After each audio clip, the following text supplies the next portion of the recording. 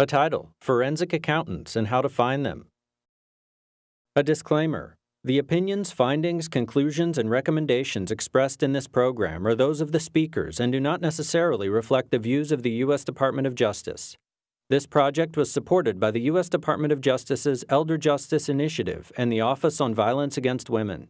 Portions of this program are protected by copyright. If you would like to copy, display in a public setting, adapt, or distribute this program, please contact elder.justice@usdoj.gov. Liz Lowy, former Chief of Elder Abuse Unit, Manhattan District Attorney's Office, New York, New York. And if you're lucky enough to get a forensic accountant on your financial exploitation case, that's terrific. They can help you assimilate and analyze what can be boxes and boxes of financial records on your case. And mostly, it's great to use them to talk about what happened in your particular case and to help you visualize that for the jury. It's one thing to have a witness talk about checks number 500 and 508 and 510, but a forensic accountant can take all of your boxes of material, analyze it, it's in evidence of course, and make very large charts that you can either have there physically or you can have in PowerPoint displays to show what happened to the money. Because that's what we do in these cases. Exploiters follow the money and we follow the money too at trial. And you can show, say with a power of attorney, how the gift-giving authority was used before there was exploitation versus after exploitation. You can show with a forensic accountant what happened to the victim's money in conjunction with what was happening with the victim's mental state.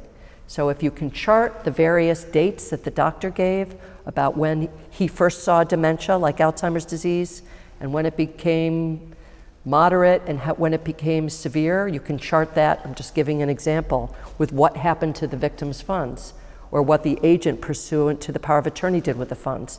And it's really illustrative and really a great demonstration for the jury to see that visually, and your forensic accountant is the perfect witness to do that with.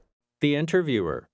If a prosecutor is from a smaller jurisdiction where a forensic accountant might not be available, are there other people that he or she could use in that person's place? Sure. I mean, it's great if you can call someone who is actually a practicing CPA and ask whether they could do this for a very low price, but there are other organizations that have accountants on staff who may be willing to help. We have some in New York State, and I've seen some in other states, a society of CPAs, and there are others who may be willing to help out. And sometimes you'll end up calling the CPA who was the family accountant to assimilate your information that you've gotten via subpoena to testify as an expert. Now, Paige Ulray, Senior Deputy Prosecuting Attorney, Seattle, Washington. As we're working on a neglect case, we will have our forensic accountant look at the financial records and analyze them.